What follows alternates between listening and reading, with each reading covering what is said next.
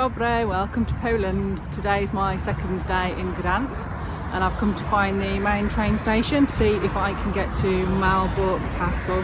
It's one of the biggest castles in the world.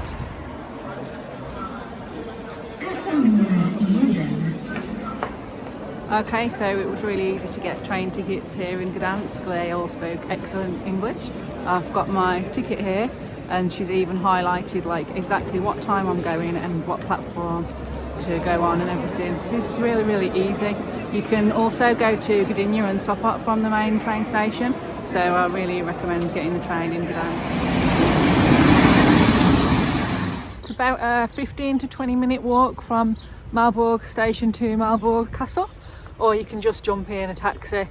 It's still quite cold in Poland, so obviously I've got my Jägermeister hat on. I hope you like it. This must be the high street, I guess.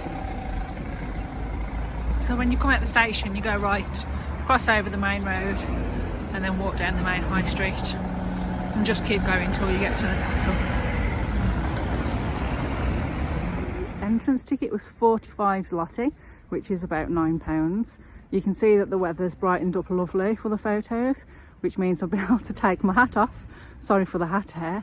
What's included in your ticket is an audio guide, and this audio guide basically it works with GPS, so you just walk to the first flag and then it will tell you all the information that you need about the castle.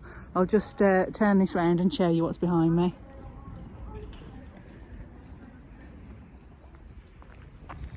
So Malbork Castle is occupying an area of about 21 hectares, making it the largest castle in the world by surface area, land area. And it's also, I've mentioned, it's the biggest brick built castle in the world and the largest brick building in Europe. It was a 13th century Teutonic castle and a fortress which is located near the town of Malbork in Poland. And it's also a UNESCO World Heritage Site. It's a Motte and Bailey style medieval castle, which is where they build the main castle inside, slightly higher up, and there's several layers of outer defensive walls. We're going over this bridge now, which would be it would have been where the moat was. The moat is now dry, it's no longer full of water. Oh yeah, you can see the portcullis just here above me now, which would have been the sliding door that could come down to stop people from getting in when the castle was under attack. So here we are now in the low castle, and there would have been stables, there would have been armouries. You can see also here on the right, that's the Church of St Lawrence, and stunning towers.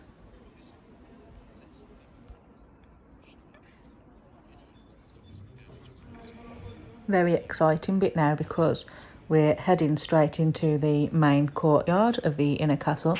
You can see again another portcullis. What's interesting about Malbork Castle is that it was under siege and attacked many times, but it was never actually defeated. When it was under the Teutonic Knights for many years, they basically came into financial difficulty and sold it on to the Polish kings.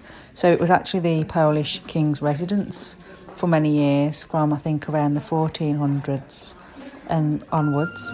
And basically it was destroyed very heavily in World War II. So a lot of this castle is reconstructed. You'll probably start your tour of the inside of the castle on the right hand side when you come in from the courtyard.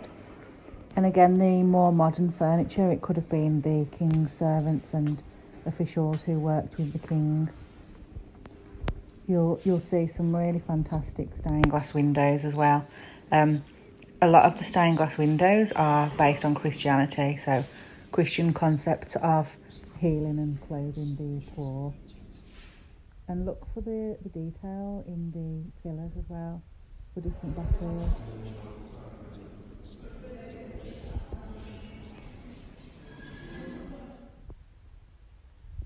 So yeah, this is some of the stained glass windows that I was talking about that are heavily based on Christian concepts. We'll take a walk up here now, and I think that this leads to what used to be the infirmary, so the hospital for the Teutonic Knights. It's quite dark and eerie in here.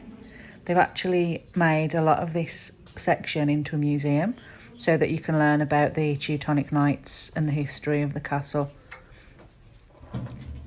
So watch your head as you come down some of these stairs because it is quite narrow and low. After the infirmary, you'll then come into a series of rooms that were primarily used by the Grand Master of the Teutonic Knights. This one that you can see here is the Grand Refectory. It's got a stunning ceiling, and it's important as well to look closely at some of the artwork, which is Christian stories and stories of battles. You've also got keystones if you look really carefully. Each of those keystones in the ceiling has a meaning. And then the next set of rooms, this is where the Teutonic Grand Master would have been getting ready, getting dressed. This is his sleeping chambers here. And then this room with the grapes on the ceiling would have probably been the ritual room.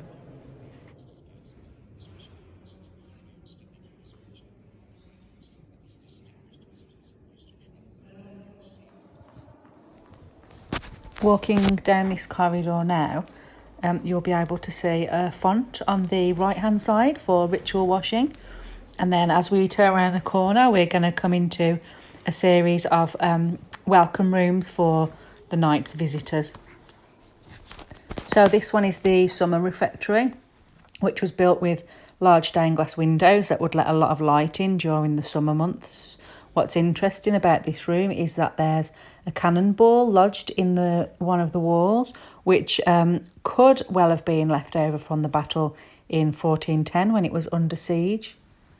And then we go into the winter refectory, which you'll notice the ceilings are a lot lower because the objective was to keep them as warm as possible.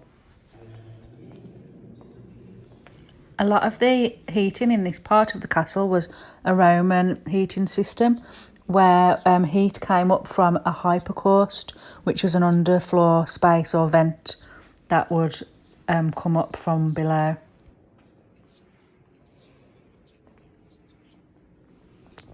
I just want to see if we're allowed to go through this door. If there's anything that we're allowed to see in here. This is the last room in the Teutonic Knights part of the castle. And oh yeah, okay, so we've just found the chapel. So we're back in the courtyard now of the main castle. There's a lot of other interesting buildings to explore here, including an amber museum. As you can see, a lot of it has been reconstructed, as we discussed. After the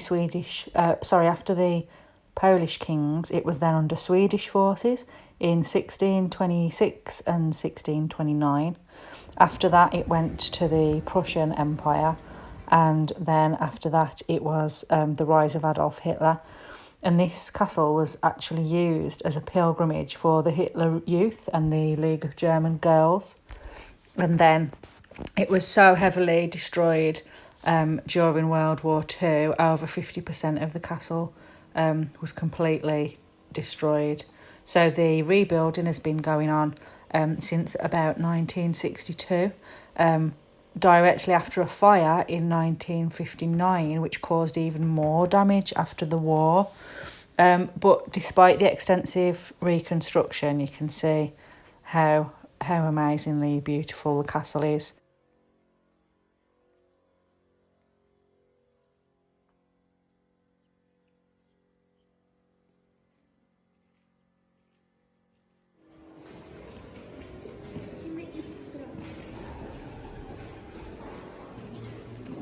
Take a look at the pelican on top of the well outside in the courtyard. Pelicans apparently gave up blood to feed their young, so the pelican is representative of Jesus' sacrificial blood.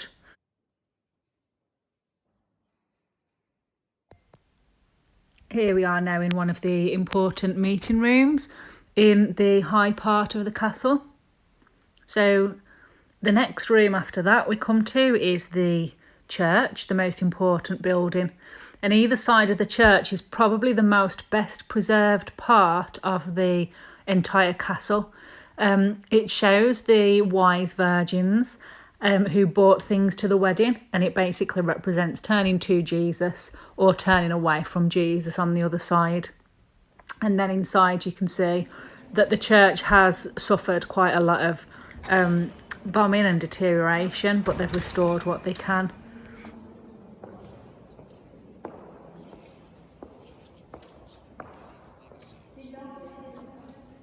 These corridors are all really cool. You can explore for hours in here.